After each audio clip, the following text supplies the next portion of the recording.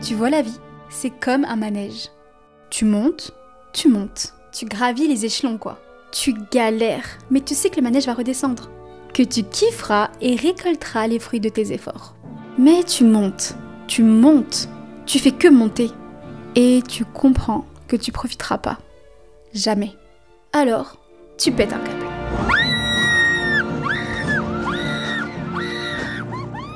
Ça, c'est la crise du quart du siècle. La crise d'adolescence, de la trentaine, quarantaine, cinquantaine, ça je sais, mais la crise du quart de siècle, connais pas. Ça me dit rien et pourtant, juste de nom, je pense être en plein dedans. Et j'ai pas l'impression d'être la seule à vivre ça. Genre, pas du tout. La crise du quart de siècle arrive environ autour des 25 ans. Bref, dans la vingtaine. J'ai fait ma crise de quart de vie en me mariant à 21 ans et en divorçant à 25. Ma crise est toujours en attente. Mon lobe frontal s'est mis en marche la semaine dernière. Mais la crise du quart de vie n'est pas quelque chose d'établi et qu'on entend couramment. Contrairement à la crise d'adolescence par exemple qui est reconnue, la crise des 25 est plutôt un phénomène nouveau. Coïncidence ? C'est que cette crise qui touche les jeunes adultes... Joyeux anniversaire ! T'as un quart de siècle maintenant ? Ça tombe pile quand le 21e siècle fête son quart de siècle lui aussi. C'est grossier dit comme ça, mais disons que ces adultes qui font leur crise de quart de vie le font en même temps que le 21e siècle qui fait sa crise de quart de siècle. Et je pense pas que ce soit un hasard. Ils vivent de plein fouet le changement chaotique de ce monde, et pendant que le monde va mal, les jeunes adultes vont mal. Tout est lié. Pour saisir l'essence de cette crise, il faut d'abord écouter ceux qui la vivent. Sur les réseaux, chaque post, chaque commentaire est devenu le confessionnal d'une génération en proie de doutes. Des phrases résonnent, chargées d'une angoisse palpable.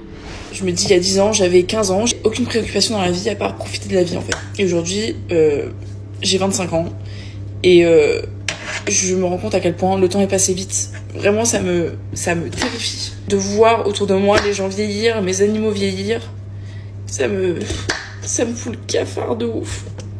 On passe quand même une grosse partie de nos vies à travailler et je me dis, mais j'ai trop peur de me réveiller à 35 ans et de me dire que j'ai pas profité de ma famille, que j'ai pas profité de mes animaux, que j'ai pas profité de ma jeunesse, du fait que je suis en bonne forme et tout.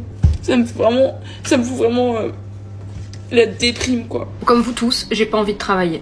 Et je pense qu'on est la génération qui est en train de réaliser que ce qu'on fait, ça n'a aucun sens. J'aurais peut-être la chance de pouvoir partir en vacances. Pourquoi ? Pour oublier que le reste du temps, je suis au travail. Si je pouvais décrire en une phrase cette crise, ce serait « Ce n'est pas ce que j'imaginais pour moi ». Cette année, je vais avoir 25 ans et je suis très loin de la vie que j'imaginais pour moi à cet âge-là. On a suivi le mode d'emploi de la réussite. Puis, on se réveille un quart de siècle plus tard en se demandant si on s'est pas trompé, que ce soit au niveau du travail, des relations ou des réussites personnelles. La société d'aujourd'hui n'a rien à voir avec celle d'il y a 20 ans, et c'est normal. On a l'air d'être encore des ados alors que nos parents, à notre âge, avaient déjà 2 enfants. Je vais avoir 25 ans dans quelques jours et j'ai l'impression d'avoir toujours 18 ans. Où sont passés les 7 ans? Qu'est-ce que j'ai fait pendant les 7 années? J'arrive pas à voir ce que j'ai bien pu faire. Le monde a changé. Les gens sont devenus individualistes, ils sont plus isolés, les étudiants sont surdiplômés, le coût de la vie est hors de prix, mais pendant que la société évolue, les attentes sur nous sont restées les mêmes. On demande à des jeunes de 25 ans d'avoir la stabilité, la maturité et les engagements qu'avaient les 25 ans d'il y a 30 ans. Sauf que la société, l'économie et même le sens qu'on donne à la vie ont radicalement changé.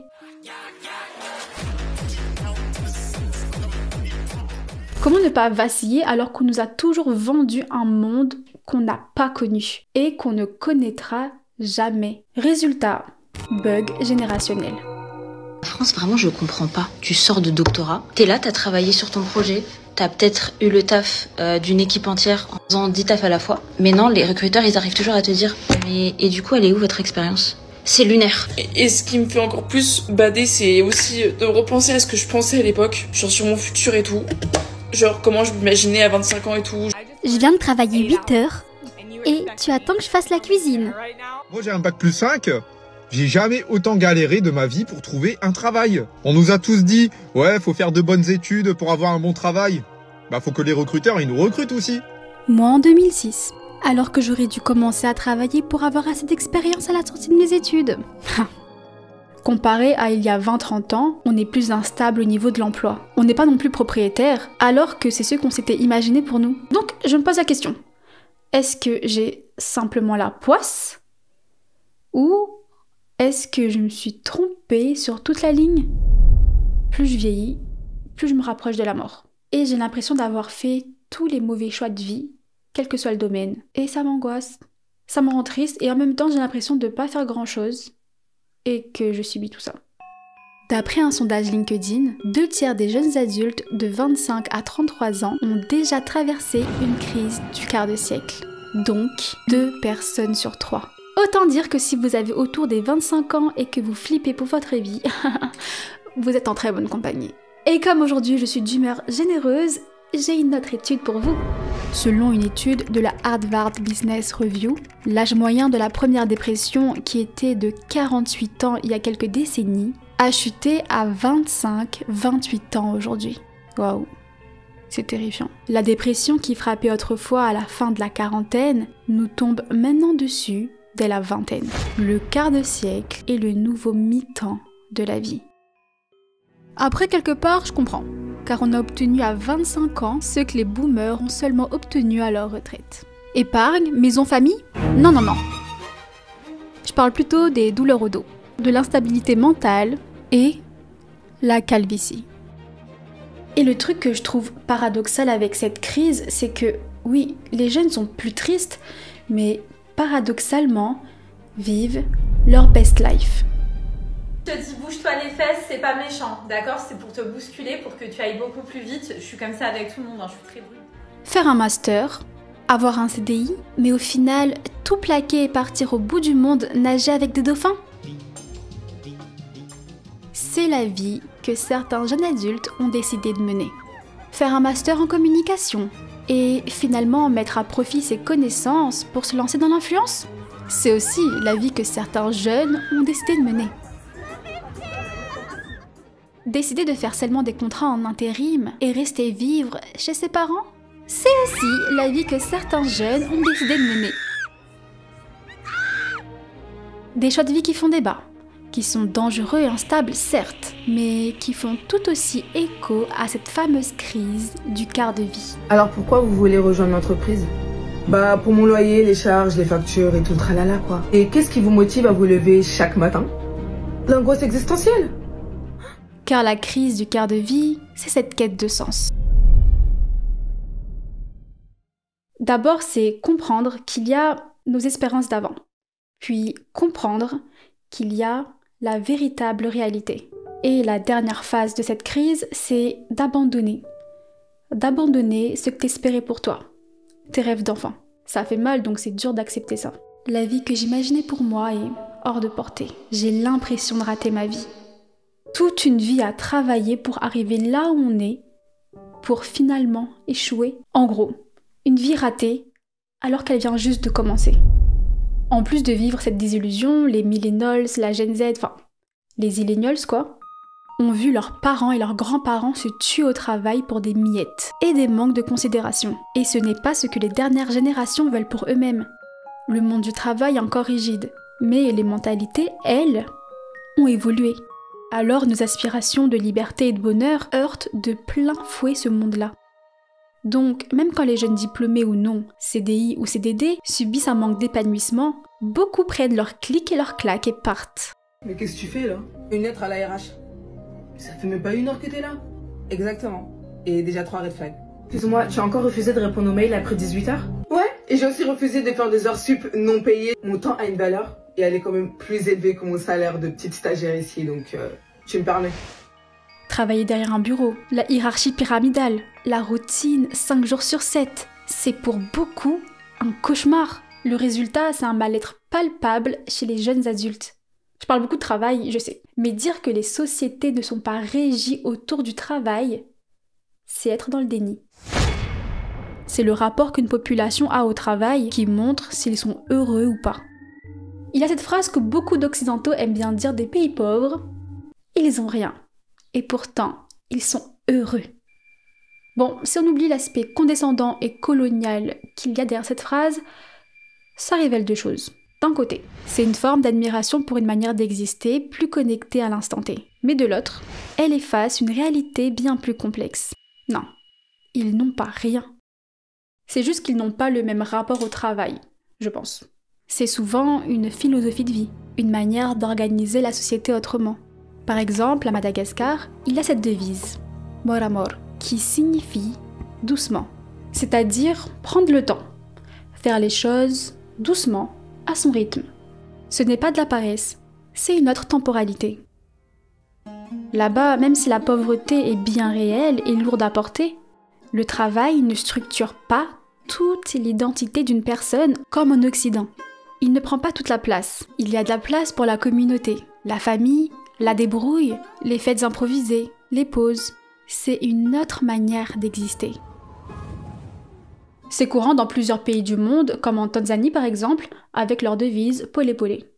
Bref, tout ça pour dire que j'ai l'impression qu'il y a ce type de prise de conscience chez les jeunes adultes occidentaux.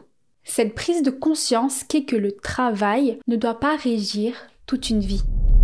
Alors c'est pourquoi qu'après avoir traversé cette crise du quart du siècle, beaucoup quittent tout et redéfinissent leur façon de vivre. Donc, leur façon de vivre le travail. Il y a 200, 300 ans, bosser ça avait du sens. Parce que tu travaillais pour quelque chose de concret. Tu fabriquais quelque chose dont tu avais besoin et à la fin tu avais quelque chose. Aujourd'hui, tout savoir ce rythme de vie, ça n'a aucun sens. Et je pense qu'il faut se remettre en question parce que si tous les gens de mon âge aujourd'hui, tout ce qu'ils veulent, c'est soit partir voyager, soit trouver un moyen de gagner de l'argent en faisant rien, je pense que c'est pas pour rien. En fait, ça choque car ça correspond pas à la façon de vivre traditionnellement le travail en France. Donc, beaucoup se lancent dans l'entrepreneuriat, le volontariat, font des VIE au bout du monde.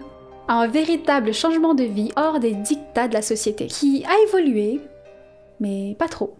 Et ça viendrait de là, le vrai problème. Alors, paresseuse cette génération des 25 ans? Non. Plutôt lucide, écorchée. Fragile? Ouais, peut-être. Mais n'importe qui va serrer un peu sur un sol aussi mouvant. C'est facile de dire « Nous, à ton âge, on serrait les dents !» Mais à leur époque, le sol tremblait moins. Est-ce que non, vous cassez les couilles quand vous remettiez toute votre vie en question à 50 ans? Non, ok? Et votre divorce là, votre patron qui vous pisse dessus, ou ta meuf qui est à l'âge de ta fille, en mode « Tu veux revivre une deuxième jeunesse ?» Oh.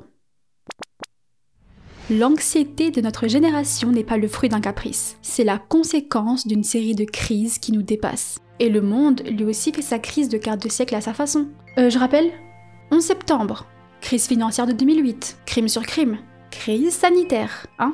Obligé d'être enfermé alors qu'on est censé vivre les meilleures années de nos vies. Crise écologique, la montée des eaux, la pollution, on hérite d'un monde à l'agonie. Et toutes les guerres en cours, on en parle. Pourquoi se la donner pour réussir nos vies si on doit aller au front ensuite? En un quart de siècle, donc depuis toute notre vie, le 21e siècle a accumulé des défis. Il y a une véritable insécurité existentielle qui touche toute une génération qui a toujours vécu ça depuis sa naissance. À cause de tout ça, on est peut-être devenus des adultes responsables trop rapidement. Malgré ce que tu penses, t'es assez âgé pour qu'on te prenne au sérieux. Le temps a passé et tu n'es plus le jeune qui a de l'avenir, celui qui ira loin. Tu es devenu quelqu'un de banal. On s'en fout que tu sois créatif, original, hypersensible ou lucide. Ce qu'on attend, c'est que tu sois à l'heure, réactif, poli et rentable. Et là, tu comprends à quel point tout le monde fait semblant. À quel point, toi aussi, tu pourrais faire semblant. C'est le moment où tu commences à trahir l'enfant que t'étais. Juste parce que t'es déçu de la vie, mais surtout que t'es fatigué et que t'as plus le temps. Tu rêvais de créer, de changer le monde. Maintenant, t'écris des mails avec « Mes salutations distinguées », alors qu'il y a 2 minutes, on t'a manqué de respect. Tu lâches des sauf erreur de ma part, parce que tu peux t'embrouiller que de cette façon. Donc on en arrive là, sans transition, sans même s'en être rendu compte. On croyait avoir le choix, mais on fait des choix qui nous enlèvent des choix. Et tu réalises que chaque oui nous ferme 10 portes. Chaque engagement nous lie. Piégés dans le monde des adultes avec une mentalité d'enfant. Beaucoup de gens ne réussissent pas avant la fin de leur vingtaine, avant leur trentaine, avant leur quarantaine. Pour moi, la vingtaine, elle va être là pour me construire et surtout pour rater. Et au final, on est de plus en plus nombreux à repousser l'échéance, à se dire qu'on aura le temps de devenir des adultes. En vrai, la majorité n'arrive plus à 18 ans, mais elle arrivera quand on l'aura décidé. Et c'est notamment pour ça que les Zillennials est une génération d'éternels enfants. Et je parle de ce phénomène juste ici.